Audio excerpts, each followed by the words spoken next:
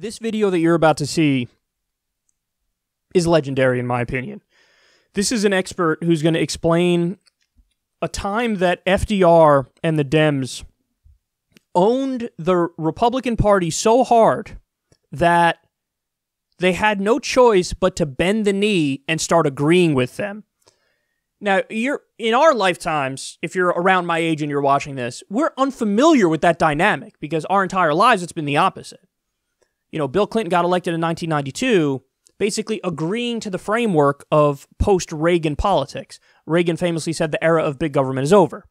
And so Bill Clinton came along and said, oh yes, no, hey, I'm a new Democrat. I'm above the fray. I agree with Republicans sometimes. I agree with Democrats sometimes. It's a famous idea called triangulation.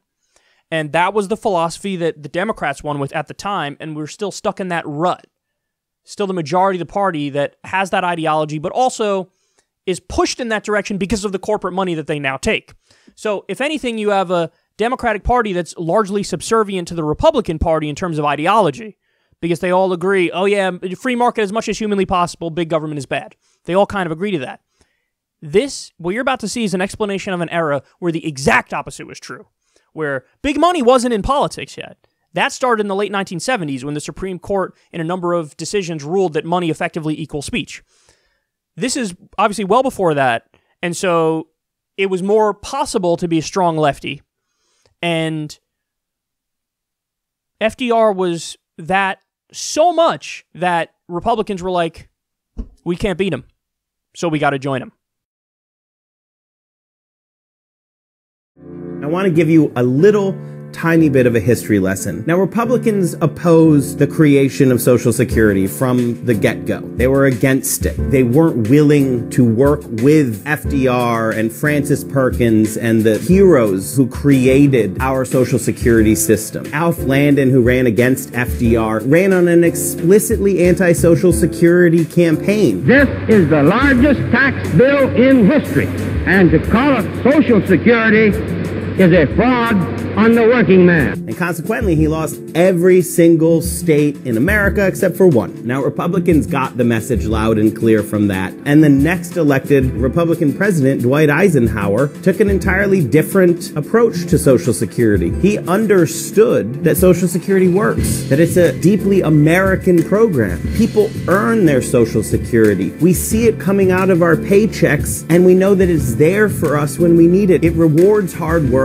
or what Dwight Eisenhower said, the American principle of self-reliance. That's where Republicans were. Each generation after the enactment of Social Security has done their part to build upon the cornerstone that FDR laid. And that includes the Republican administrations who saw that this system is something that Americans love. This is a system that is so efficient that less than 1 penny of every dollar paid into the system goes to administer the entire thing. For over 80 years, through boom and bust, through wartime and peace, no matter what happens, Social Security has never missed a single payment. This is a system that works. That's why Dwight Eisenhower, in a letter to his brother, said this: should any political party attempt to abolish Social Security, unemployment insurance, and eliminate labor laws and farm programs, you would not hear of that party again in our political history. There is a tiny splinter group, of course, that believes that you can do these things. Among them are a few Texas oil millionaires and an occasional politician or businessman from other areas. Their number is negligible, and they are stupid.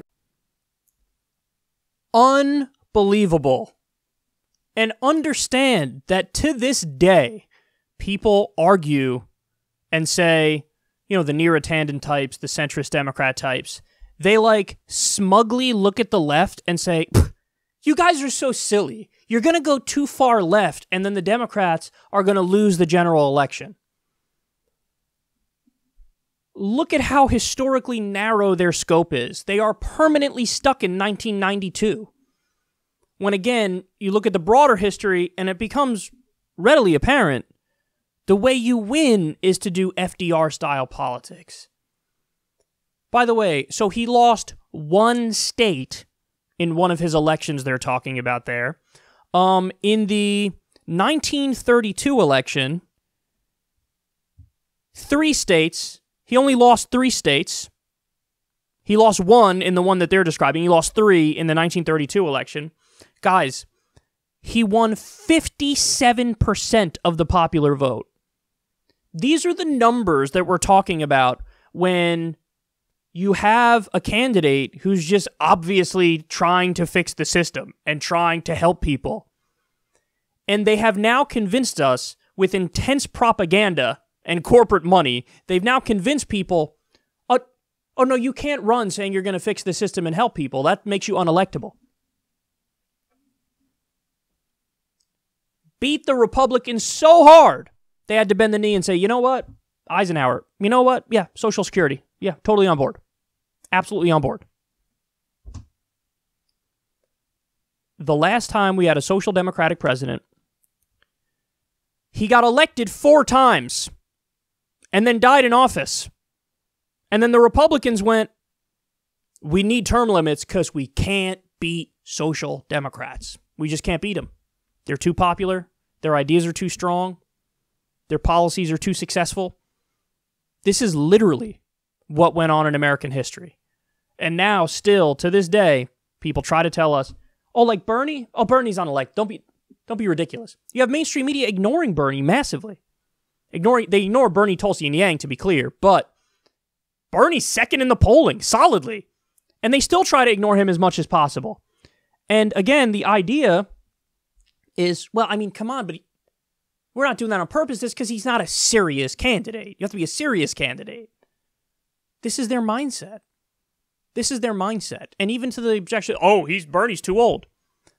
FDR was in a wheelchair, and he was one of the strongest presidents we've ever had. I mean, facing down and defeating the Great Depression and fighting and beating the Nazis doesn't get much stronger than that. Now, don't get me wrong. He doesn't have a perfect record, obviously, with Japanese internment, abysmal, disastrous, terrible, evil. There's a lot of stuff we could pick apart, and rightfully so. But my point is, on the economic stuff, out of this world popular, and he's the mold. He's the model moving forward. And if you don't understand that in this unique populist, anti-establishment, anti-corruption era, that this is the way to go, I don't know what to tell you. Because the evidence is overwhelming. Imagine beating the Republicans into submission so thoroughly that they have to bend the knee and say, I mean, what are we going to do? Yeah, Medicare for all. What are we going to do? We can't fight back against that. It's political suicide. And this gets to a bigger lefty point, which I think is, without question, correct, which is the success of universal programs versus means-tested programs. Means-tested programs, it's easy to demonize them as welfare programs because it doesn't apply to the entire population. But universal programs, they're so popular because you can't take that program away without also impacting everybody. I mean, Republicans usually are the ones to go after, means-tested programs. But are Republicans going to go after Social Security knowing that they get Social Security too? No, it's much harder. So you have this little rogue faction in Washington, D.C. of the corrupt Republicans that want to go after those programs. But notice something. They have to lie about it and dance around it and come up with weasel words and propagandize and pretend like they're not cutting it as they try to cut it. Because they know if they just flat out said it, they'd lose. Look at when Trump ran. He was a Republican running, saying, I'm going to protect Social Security and Medicare. What Republican does that? Well, a Republican who knows I cannot come out against that because it's political suicide. So, now imagine that, except with Medicare for all. With free college. Because that's the point that we need to get to. But we need, a massive shift of the Overton window to the left. And Bernie Sanders has been carrying that burden on his shoulders for decades now. And we got to get him across the finish line.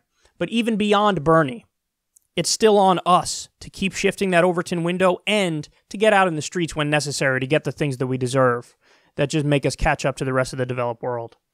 Because we're always going to need to get in the streets. Even if we get Bernie elected, in order to get these policies through, it's going to take mass mobilization.